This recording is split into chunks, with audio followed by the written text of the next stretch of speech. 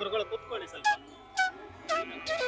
ಸೈಡಿಂದ ನಂಗೆ ಎಲ್ರಿಗೂ ಆಗುತ್ತೆ ಹಂಗೆ ಆಶೀರ್ವಾದ ಮಾಡೋದು ಕೂತ್ಕೊಳ್ರಿ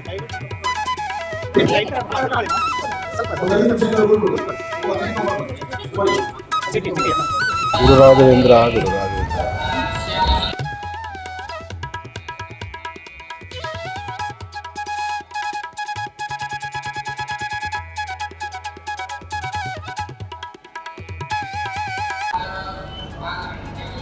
ಸರ್ ಶ್ರೀ ಗುರುಭ್ಯೋ ನಮಃ ಹರಿ ಓಂ ಶುಕ್ಲಾಂ ವರದರಂ ವಿಷ್ಣುಂ ಶಶಿವರ್ಣಂ ಚತುರ್ಭುಜಂ ಪ್ರಸನ್ನವದನಂ ಧ್ಯಾಯೇ ಸರ್ವವಿಘ್ನೋಪಶಾಂತಯೇ ಲಕ್ಷ್ಮೀ ಬೋರಹ ಸ್ವಾಮಿಯನ್ನು ಪ್ರಾರ್ಥನೆ ಮಾಡ್ತಾ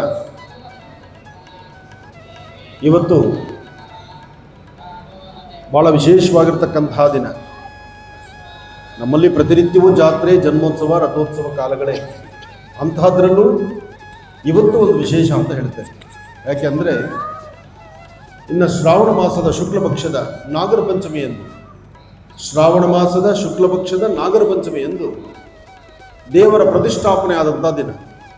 3 ವರ್ಷಗಳನ್ನು ಪೂರೈಸಿಕೊಂಡು 4ನೇ ವರ್ಷಕ್ಕೆ ಪಾದಾರ್ಪಣೆ ಮಾಡುವಂಥ ವರ್ಷದ ಜಾತ್ರಾ ಮಹೋತ್ಸವ ಅಂತಲೋ ಅಥವಾ ರಥೋತ್ಸವ ಕಾಲ ಅಂತಲೋ ಇರತಕ್ಕಂಥದ್ದು.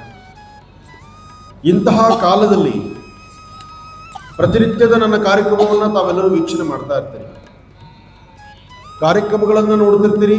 ಹಾಗೆ ನನ್ನ ಹೊರಗಡೆ ಎಲ್ಲಿ ಕಾರ್ಯಕ್ರಮ ಆದರೂ ಅದರ ಬಗ್ಗೆ ಮಾಹಿತಿ ಕೊಡ್ತೀವಿ. ಹಾಗೆ ಆಶ್ರಮದ ಕಾರ್ಯಕ್ರಮ ಆದರೂ ಆಗಿಂದಾಗಲೇ ಮಾಹಿತಿಯನ್ನು ಕೊಡ್ತಾ ಇರ್ತೀವಿ. ಮಾಹಿತಿಯನ್ನು ಕೊಡ್ತಾ ಇರ್ತೀವಿ, ತಾವು ಆಲಿಸ್ತಾ ಇರ್ತೀರಿ. ಹಾಗೆ ಈಗ ಸದ್ಯದಲ್ಲೇ ಸಾಲಿಗ್ರಾಮ ಕ್ಷೇತ್ರದಲ್ಲಿ ಲಕ್ಷ್ಮೀ ಬೋರಹ ಸ್ವಾಮಿಯ ಸಾನ್ನಿಧ್ಯದಲ್ಲಿ ಈ ಹಿಂದೆ ಪ್ರಪ್ರಥಮವಾಗಿ ಈ ಪ್ರಾಂತ್ಯಕ್ಕೆ ಶನೇಶ್ವರನ್ನ ತಗೊಂಡ್ಬಂದಿದ್ದೀವಿ ನಾವು. ಶನೇಶ್ವರನ ಪ್ರತಿಷ್ಠಾಪನಾ ಮಹೋತ್ಸವ ಆಗಬೇಕಾಗಿತ್ತು. ಆಗ ಸಂಕಲ್ಪ ಮಾಡಿದಂತೆ ಹೋದ ವರ್ಷ ನಾವು ಸಂಕಲ್ಪ ಮಾಡಿದ್ವಿ. ಆ ಸಂಕಲ್ಪದಂತೆ ಸ್ವಾಮಿಯನ್ನು ಪ್ರತಿಷ್ಠಾಪನೆ ಮಾಡಿದ್ವಿ. ಶ್ರಾವಣ ಮಾಸದಲ್ಲೇ ಪ್ರತಿಷ್ಠಾಪನೆ ಮಾಡಿರ್ತಕ್ಕಂಥದ್ದು ಒಂದು ಕ್ರಮ.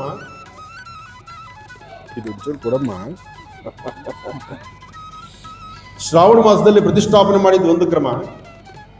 ಇದೇ ತಿಂಗಳು 14ರಿಂದ ಅಂದರೆ 14/8/2026 14/8/2026 ಪ್ರಾರಂಭವಾದರೆ 15ನೇ ತಾರೀಕು ಪ್ರಥಮ ವರ್ಷದ ವಾರ್ಷಿಕೋತ್ಸವ ಶನೇಶ್ವರನಿಗೆ ನೀಲಾಂಜನ ಸಮಾಭಾಸಂ ರವಿಪುತ್ರ ವಿಮಾಗ್ರಜಂ ಛಾಯಾಮಾರ್ತಾಂಡ ಸಂಭೂತಂ ತನ್ನಮಾಮಿ ಶನೇಶ್ವರನಿಗೆ ವಿಶೇಷವಾಗಿರ್ತಕ್ಕಂತಹ ಸಂಕಲ್ಪವನ್ನು ಮಾಡಿ ವಾರ್ಷಿಕೋತ್ಸವದ ಕಲರವ ಮಹಾಮಂಗಳಾರತಿ ತೀರ್ಥ ಪ್ರಸಾದ ವಿನಿಯೋಗ ಇದೆ.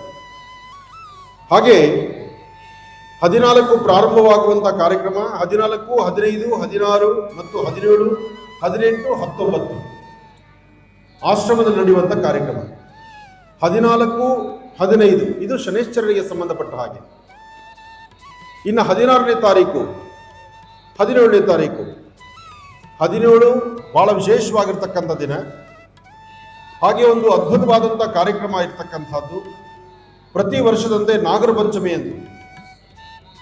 ಪಂಚಮಿ ಎಂದು ವಿಶೇಷವಾಗಿ ಅನುಷ್ಠಾನ ನಡೆಯುತ್ತೆ. ಆ ಅನುಷ್ಠಾನ 4ನೇ ವರ್ಷದ ಕಾರ್ಯಕ್ರಮ 18ನೇ ತಾರೀಕು ಇರ್ತಕ್ಕಂಥದ್ದು. 15 ಶನೇಶ್ವರನಿಗೆ ಪ್ರತಿಷ್ಠಾಪನಾ ಆದಂಥ ದಿನ. 18ನೇ ತಾರೀಕು 3 ವರ್ಷ ಪೂರೈಸಿಕೊಂಡು 4ನೇ ವರ್ಷದಲ್ಲಿ ಸಾಲಿಗ್ರಾಮ ಕ್ಷೇತ್ರದಲ್ಲಿರ್ತಕ್ಕಂಥ ಲಕ್ಷ್ಮೀ ಬೋರಹ ಸ್ವಾಮಿಯ ಸಾನ್ನಿಧ್ಯದ ದಿನ. ಇದೆಲ್ಲ ಆದ ನಂತರ ಪರಮ ಪವಿತ್ರವಾಗಿರ್ತಕ್ಕಂತಹ ಲಕ್ಷ್ಮೀನಾರಾಯಣರಿಗೆ, ಲಕ್ಷ್ಮೀ ಬೋರಹ ಸ್ವಾಮಿಗೆ, ಲಕ್ಷ್ಮೀ ಶ್ರೀನಿವಾಸನಿಗೆ ಸಣ್ಣದಂಥ ಸಂಕಲ್ಪ ವಸಂತೋತ್ಸವದ ಕಾಲ. ಅಂದರೆ 19ನೇ ತಾರೀಕು ವಸಂತೋತ್ಸವ.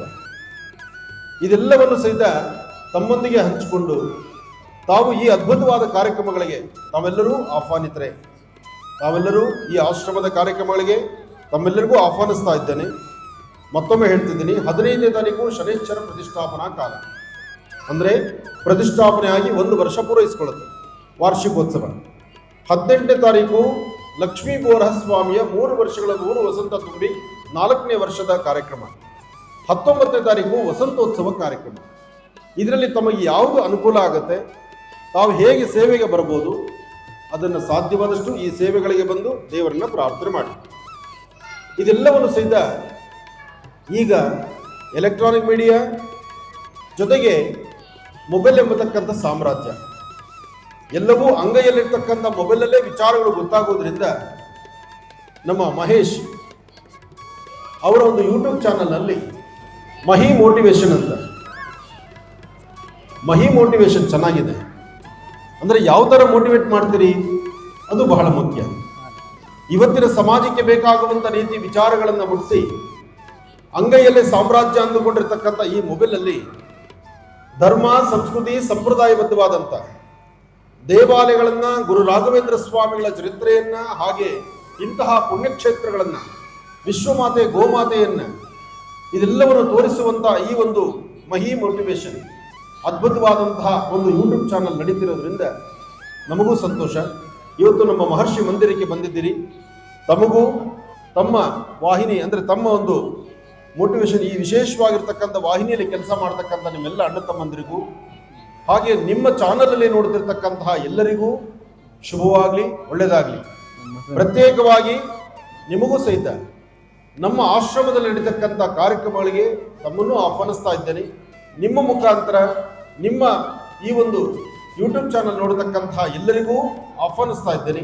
ತಾವೆಲ್ಲರೂ ಬನ್ನಿ, ಇದು ನಿಮ್ಮ ಆಶ್ರಮ, ಸೇವೆಗಳಲ್ಲಿ ಪಾಲ್ಗೊಂಡು ಇರ್ತಕ್ಕಂಥ ಕರ್ಮಫಲಗಳನ್ನು ದೂರ ಮಾಡಿಕೊಳ್ಳೋಣ.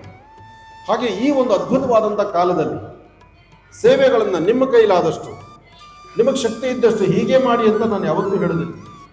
ಬರ್ಬೇಕಾದ್ರೆ ನೀವು 2 kg ತರಕಾರಿ ತೊಗೊಂಬಂದ್ರೆ 10 ಜನ ಊಟ ಮಾಡ್ತಾರೆ, ಅಥವಾ ಒಂದಿಷ್ಟು ಅಕ್ಕಿಯೋ ಬೇಳೆನೋ, ನಿಮಗೇನು ಶಕ್ತಿನೋ ಅದು. ಅಥವಾ ನಮಗೇನೂ ಶಕ್ತಿ ಇಲ್ಲ, ಬಂದು ಒಂದಷ್ಟು ಸೇವೆ, ದೇವಸ್ಥಾನವನ್ನು ಸ್ವಚ್ಛತೆ ಮಾಡೋತಕ್ಕಂಥದ್ದು, ದೇವಸ್ಥಾನದ ಮುಂಭಾಗದಲ್ಲಿ ಒಂದು ರಂಗೋಲಿ ಹಾಕುವಂಥದ್ದು, ಅಥವಾ ಬಂದಂಥ ಭಕ್ತರಿಗೆ ನಿಮ್ಮ ಕೈಯಿಂದ ಒಂದಷ್ಟು ನೀರು ಕೊಡ್ತಕ್ಕಂಥದ್ದು, ಅಥವಾ ಆಗಿರ್ತಕ್ಕಂಥ ಪದಾರ್ಥಗಳನ್ನು 10 ಜನಕ್ಕೆ ಬಡಿಸ್ತಕ್ಕಂಥದ್ದು. ಇದಕ್ಕಿಂತ ದೊಡ್ಡ ಕಾರ್ಯಕ್ರಮ ಮತ್ತೊಂದಿಲ್ಲ. ನೀವು ಹಣಕಾಸು ಖರ್ಚು ಮಾಡಿದ್ರೆ ಮಾತ್ರ ನಿಮಗೊಂದು ಸ್ಥಾನಮಾನ, ಅದಲ್ಲ. ಒಂದು ಕುಟುಂಬದಲ್ಲಿ ನಾವು ಇರಬೇಕಾಗಿರ್ತಕ್ಕಂಥ ರೀತಿ ನೀತಿ ಎಲ್ಲವೂ ಅರ್ಥ ಮಾಡ್ಕೋಬೇಕು. ಒಂದು ಮನೆ ಚೆನ್ನಾಗಿರ್ಬೇಕಾದ್ರೆ ಮನೆ ಮಂದಿ ಎಲ್ಲ ಶ್ರಮಿಸ್ಬೇಕು. ಮನೆಯಲ್ಲಿ ಅಪ್ಪ ಅಮ್ಮನಿಗೆ ಮಾತ್ರ ಜವಾಬ್ದಾರಿ ಅಲ್ಲ, ಅಥವಾ ಅಮ್ಮನಿಗೆ ಮಾತ್ರ ಜವಾಬ್ದಾರಿ ಅಲ್ಲ ಮನೆ ಸ್ವಚ್ಛ ಮಾಡೋದು.